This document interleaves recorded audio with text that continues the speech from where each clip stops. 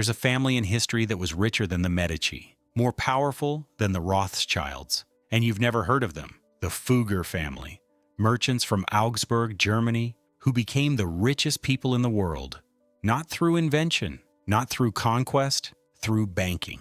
At their peak in 1546, the Fugger fortune was worth 2% of Europe's entire GDP. That's equivalent to $2 trillion today, more than Elon Musk, more than Jeff Bezos, more than anyone alive. And they used that wealth to control who became Holy Roman Emperor, who became Pope, which countries went to war, and which religions survived. When Charles V needed money to become emperor in 1519, he went to Jakob Fugger.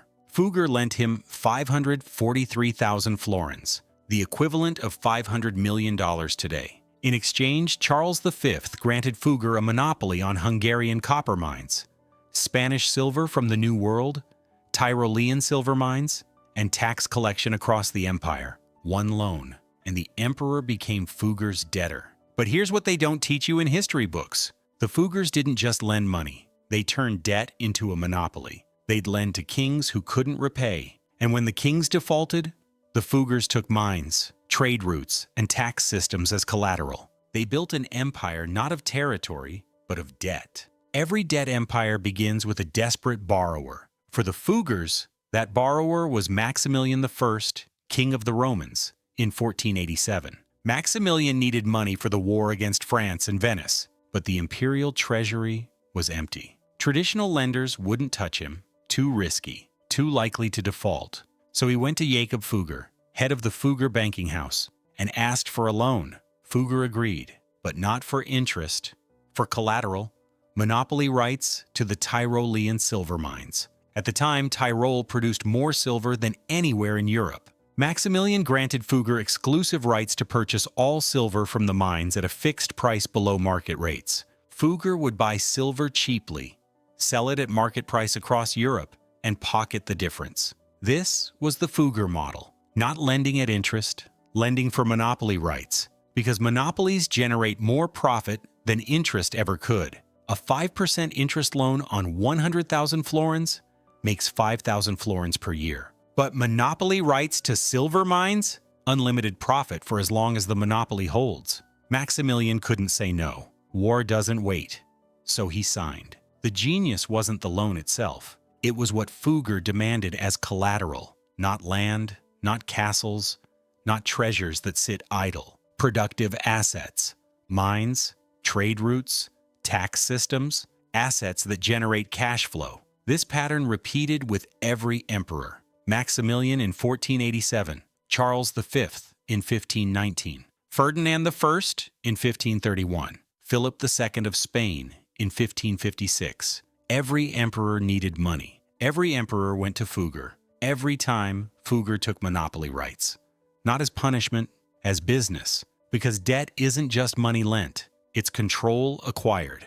That's stage one, the loan. When a sovereign desperately needs money, and a lender offers it in exchange for something more valuable than interest, control over resources. Stage two is when collateral becomes more valuable than the amount owed. When the lender wants to default because the monopoly is worth more than the principal plus interest. In 1519, Charles V needed to become the Holy Roman Emperor, but the position wasn't hereditary. It was elected by 7 prince-electors, and elections required bribes. Charles needed 543,000 florins, the equivalent of $500 million, to bribe the electors. No one had that kind of money, except Jakob Fugger. Fugger agreed to lend it, but the collateral wasn't just mines this time. It was the entire Spanish colonial system. Charles V gave the Fugger family monopoly rights to import Spanish silver from the Americas, monopoly rights to Hungarian copper mines, tax collection rights across Habsburg territories, and the right to mint coins in the empire. All of it as collateral for one loan. Charles won the election. He became the most powerful man in Europe, but he was Fugger's debtor, and Fugger owned his revenue streams. This is the brilliance of the model. They didn't lend to make interest, they lent to acquire monopolies. And once they had monopolies, they didn't want repayment. because a monopoly over Hungarian copper mines generates annual interest of more than 5%. By 1546, Fugger controlled 80% of Europe's copper supply, 50% of Europe's silver supply, the papal banking system financing indulgences, and the minting of coins across the empire. He wasn't just a banker. He was the infrastructure of European finance. When you control mines, you control metal. When you control metal, you control currency. When you control currency, you control economies. That's stage 2. The collateral. When the assets pledged are worth more than the loan. When repayment would actually be disappointing. The Fuggers built their empire not on loans repaid, but on monopolies acquired through default. Stage 3 is when monopoly becomes extraction. When the lender extracts wealth faster than the sovereign can create it. By 1546, the Fugger family controlled an empire of cash flows. They didn't rule territory. They ruled revenue streams. Hungarian copper mines produced 1,000 tons of copper per year. Fugger bought it at fixed prices and sold it across Europe at market prices. Profit margin? 40 to 60%. Spanish silver from the Americas flowed through Fugger banks. They took a cut on every transaction, 3 to 5% on billions in silver trade. The Vatican's sale of indulgences, managed by Fugger. They collected the money, transferred it to Rome, and kept a percentage. Funded the construction of St. Peter's Basilica, and profited from it. Coin minting across the empire, Fugger controlled. They minted coins and took seigniorage, the difference between metal value and coin value. Pure profit. At their peak, the Fugger income was estimated at 50,000 florins per year. That's $50 million annually in today's terms. From monopolies, not wages, not trade, monopoly rents, and the sovereigns who'd borrowed couldn't escape. To repay the debt, they needed revenue. But Fugger controlled their revenue streams. Charles V owed the Fugger millions. But the silver mines that could repay Fugger were owned by Fugger. The Fugger monopolized the copper. Fugger administered the tax systems. It was a closed loop. Borrow from Fugger, repay with assets controlled by Fugger. Never actually escape the debt. This is the debt trap. When a country borrows, it pledges future revenue, taxes, natural resources, and tariffs. When the lender controls those revenue streams, repayment becomes impossible. The debtor works, the lender extracts forever. That's stage 3, when a monopoly generates more wealth than the entire economy can produce, when escape becomes mathematically impossible. Stage 4 is when the sovereign realizes escape is impossible, when borrowing more is the only option. By the 1550s, the Spanish Empire was the richest in the world. Silver from Peru and Mexico flowed into Spain. Millions of ducats per year. But Spain was bankrupt. How? Charles V and his son Philip II spent faster than silver arrived. Wars in Italy, wars in the Netherlands, wars against the Ottomans, the Spanish Armada. All expensive, all deficit financed. By 1557, Spain owed 30 million ducats, more than 10 years of silver revenue.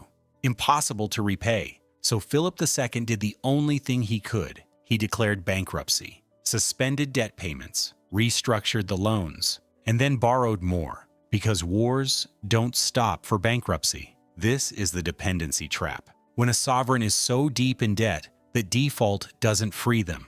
After default, they still need to borrow. So they default, restructure, and borrow again from the same lenders who now have even more leverage. Spain declared bankruptcy 4 times: 1557, 1575, 1596, and 1607. Each time, the Fuggers lost money on paper. But Spain kept borrowing because it had no choice. And the lenders kept lending because Spain had silver. By the early 1600s, the Fuggers were losing patience.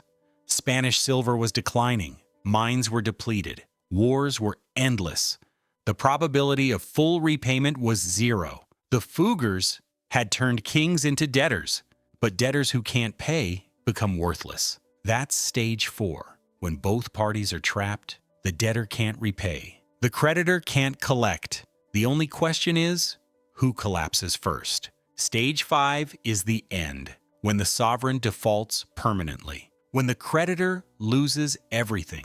By 1650, the Fugger family was a shadow of its former self. Spain had defaulted multiple times.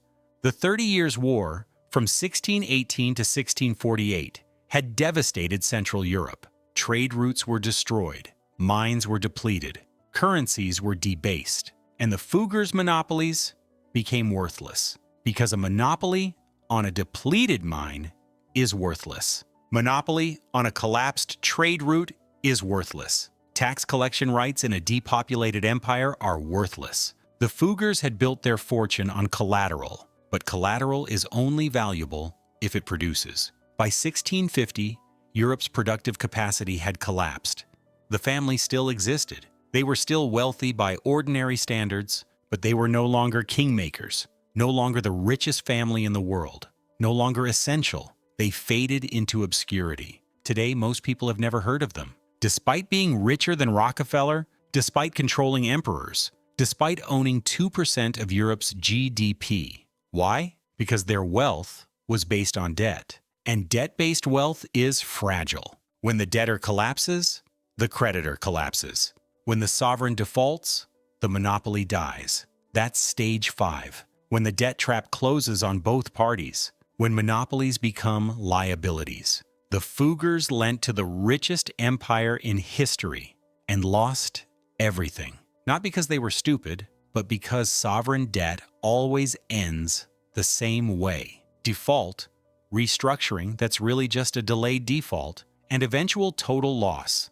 Debt creates power, but debt also creates fragility. And when the music stops, the creditor loses, always, eventually. The Fugger pattern just repeated. China's Belt and Road Initiative, launched in 2013. Stage 1, the loan. China offers infrastructure loans to developing countries. Pakistan, Sri Lanka, Kenya, Ecuador, Zambia. Billions for ports, railways, and highways. Countries that can't get loans from Western banks except because they need infrastructure. Same as Charles V needing to become emperor. Stage 2, the collateral. The loans come with conditions. Chinese companies build the infrastructure. Chinese workers do the labor. And if the country defaults, China gets the assets. Sri Lanka borrowed $1.4 billion to finance the Hambantota port. Couldn't repay. In 2017, China was granted a 99-year lease on the port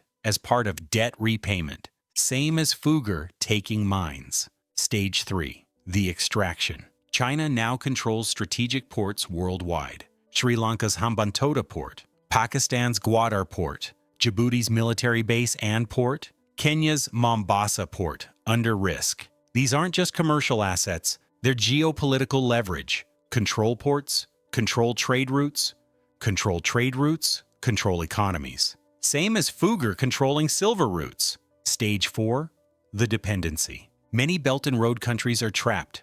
Pakistan owes China over $30 billion in CPEC-related debt. Can't repay, but needs more loans for energy and refinancing. Zambia defaulted in 2020 on $6 billion in Chinese debt. Sri Lanka defaulted in 2022 on $51 billion in total debt. They're in the dependency trap. Can't repay, can't escape, must keep borrowing. Stage 5. Defaults coming. Pakistan is near a crisis. Kenya is struggling. Ecuador restructured its Chinese debt in 2020. More defaults are coming. And when they default, China will own ports, railways, mining rights, and energy infrastructure. Same as Fugger owned mines and trade routes. The pattern is identical. Fugger, lend to emperor, take mines as collateral, extract copper and silver, emperor dependent. Spain defaults. Fuggers collapse. China, lend for infrastructure, take ports as collateral, extract geopolitical leverage, country dependent, defaults coming. The mechanism hasn't changed in 500 years. A desperate borrower needs money. Lender offers money for strategic collateral. Lender extracts more value than the loan is worth. Borrower can't repay. Lender takes the assets. What's different? Fuggers wanted wealth. China wants geopolitical power. But the playbook is the same. Debt becomes monopoly. Monopoly becomes control. Control becomes empire, until default destroys it. We're currently in Stage 4 of Belt and Road. Stage 5, the defaults, is beginning. History suggests that when defaults cascade, China will learn what the Fuggers learned. Debt-based empires are fragile. When borrowers collapse, the lenders' monopolies become worthless. An empty port in a failed state has no value, same as a depleted mine in a collapsed empire. The Fuggers collapsed in 1650. We'll see if Belt and Road lasts longer, but the pattern suggests it won't. If you've watched this far, you understand the debt-to-monopoly cycle. You see how the Fuggers in 1519 in China today followed the exact same playbook. Subscribe to Capital Origins, because when the next country defaults on Belt and Road loans, when the next port gets seized, you'll want to know which stage of the cycle we're in, and what historically happens when Stage 5 arrives. Debt always becomes control. Control always becomes extraction. Extraction always ends in default. Hit subscribe, because the Fugger dynasty collapsed nearly 4 centuries ago, but the pattern they created is still running. And the cycle always ends the same way. You just need to recognize it before you become collateral.